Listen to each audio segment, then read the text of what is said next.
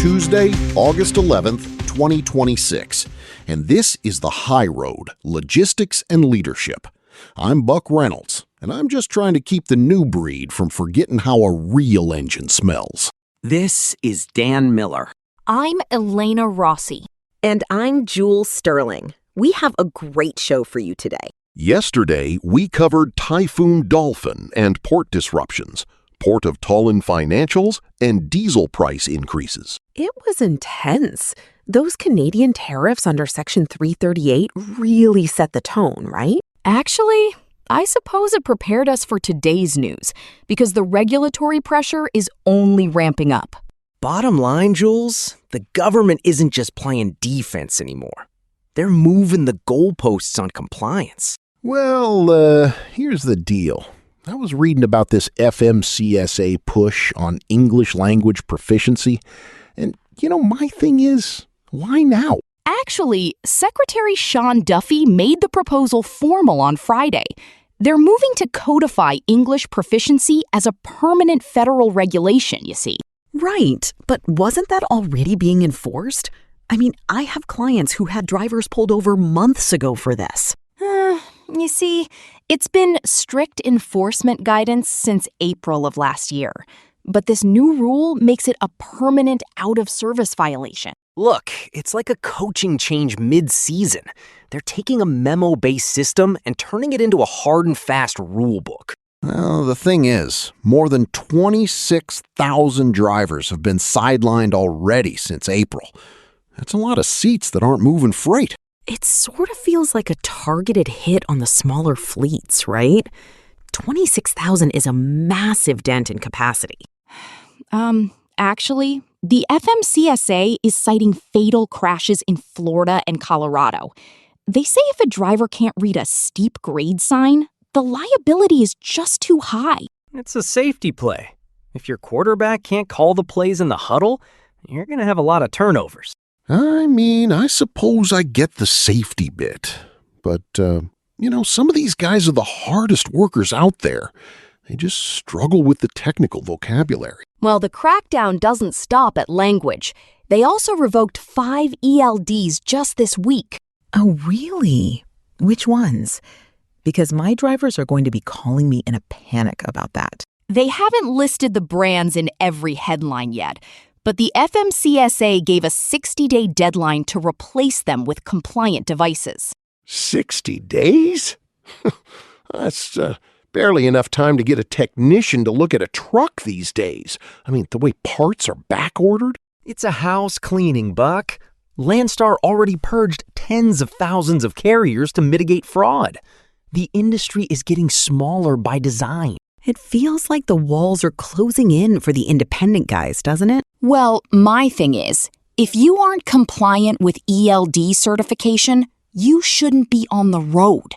It's a precursor to catastrophe.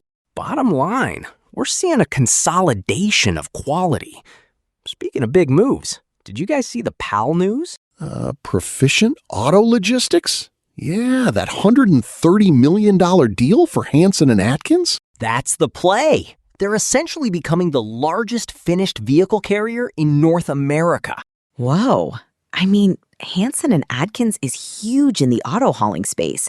That acquisition more than doubles PAL's fleet, right? It adds 725 tractors and over 900 employees. They're looking to move 4 million vehicles a year. I suppose that's roughly 25% of the new car market in the U.S. and Canada. Talk about a risk concentration. Well, car hauling is a specialty. You can't just throw a dry van driver into a 9-car trailer and expect them to not clip a roof. Exactly, Buck. They're buying 30 years of successful history. Steve Hansen basically said they're thrilled to start this next chapter.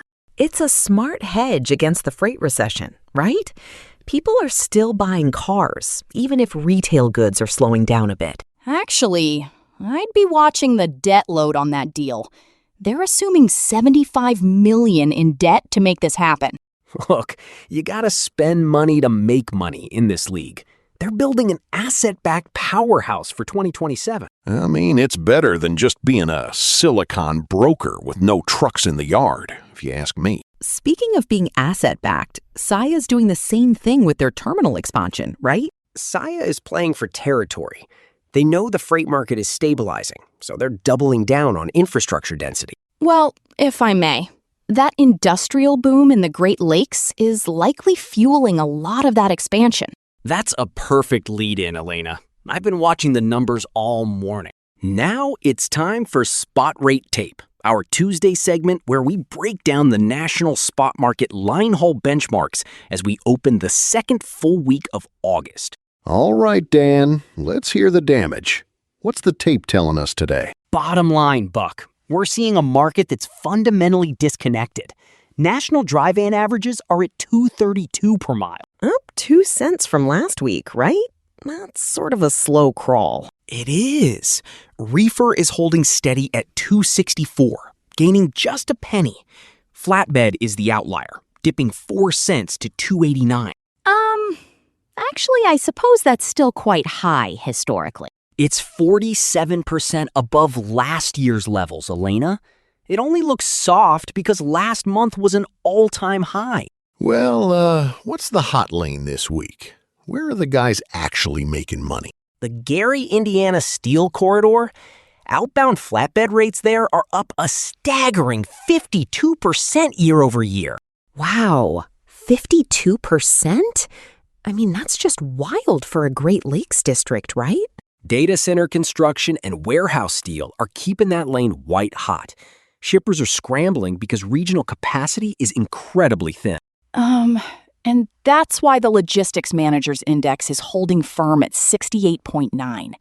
Capacity is contracting for the 8th month. Shippers, listen up.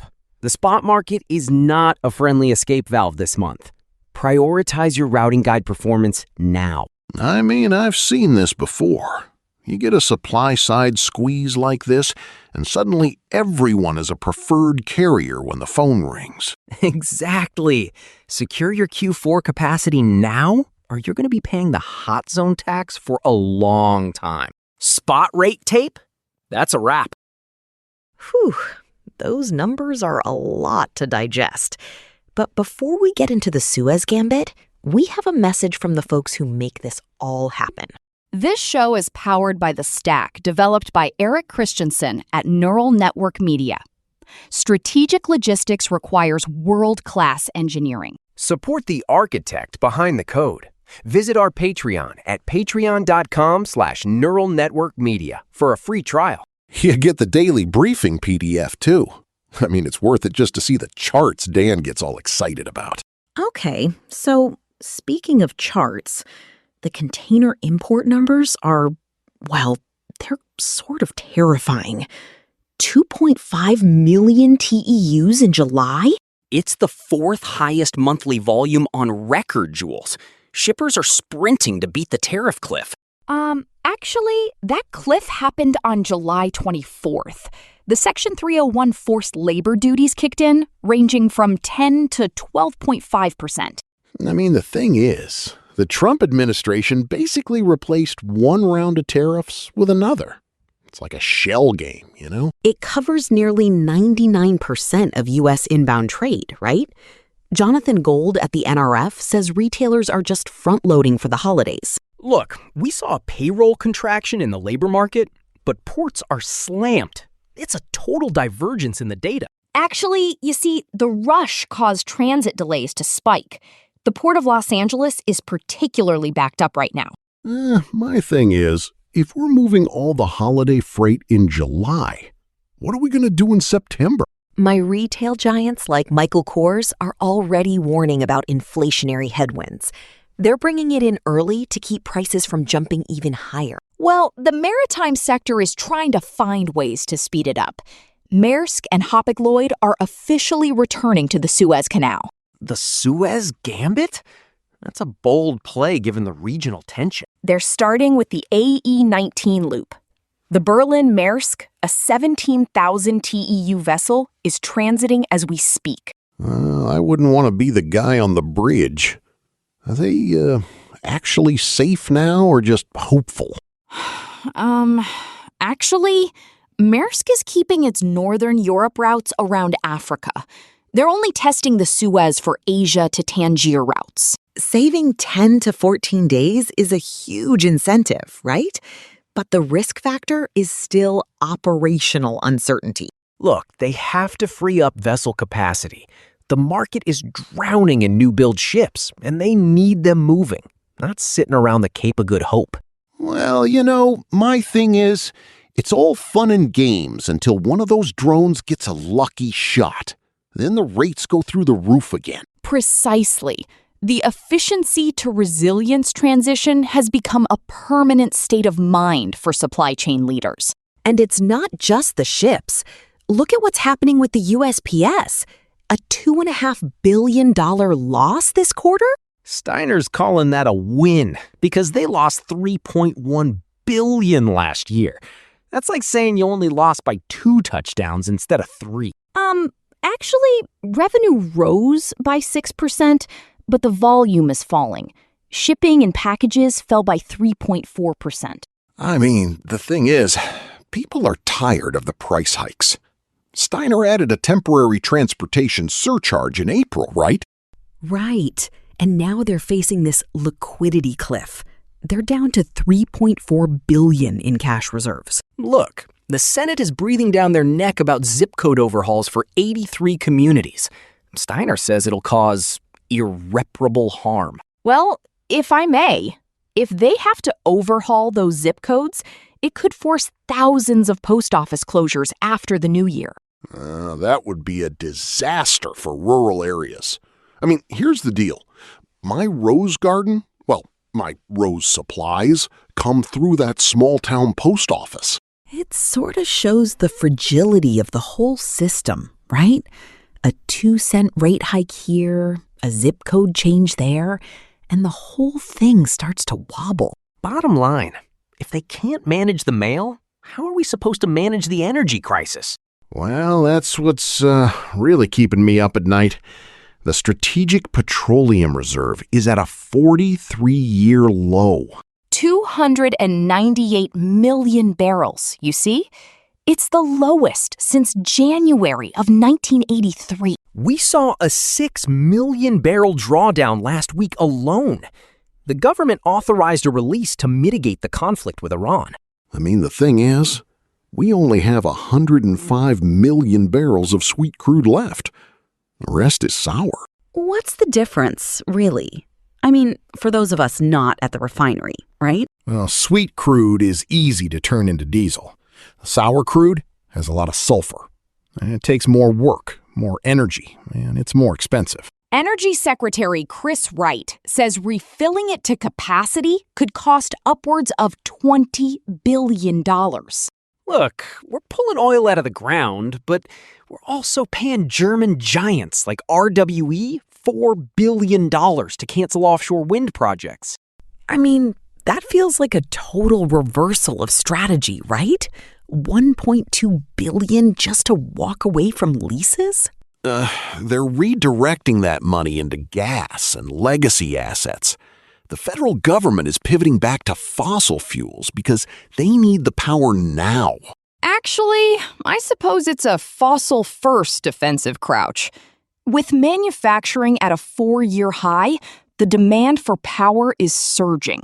You can't run a steel mill in Gary on a few wind turbines that might get canceled anyway. You need that dispatchable generation. I mean, my thing is, I just hope it keeps the price of diesel from hitting $6. My fleet can't take another hit like that. It's a delicate balance, right? Between national security, trade policy, and just keeping the lights on in the warehouse. Complacency is the precursor to catastrophe, Jules. We're in a period of intense regulatory realignment. Look, it's a high-stakes chess game, and right now, the board is looking pretty complicated. I mean, that's why we're in the ops room every day, keeping an eye on the white blood cells of the nation. It was a fascinating session today. A bit heavy on the regulatory side, but that's the reality of 2026. Bottom line, if you're not paying attention, you're falling behind. Well, that's all for today's High Road. We covered the energy cliff, the PAL acquisition, and Dan's beloved spot rates. Peace out. Goodbye. See ya. Keep the rubber side down and your eyes on the road.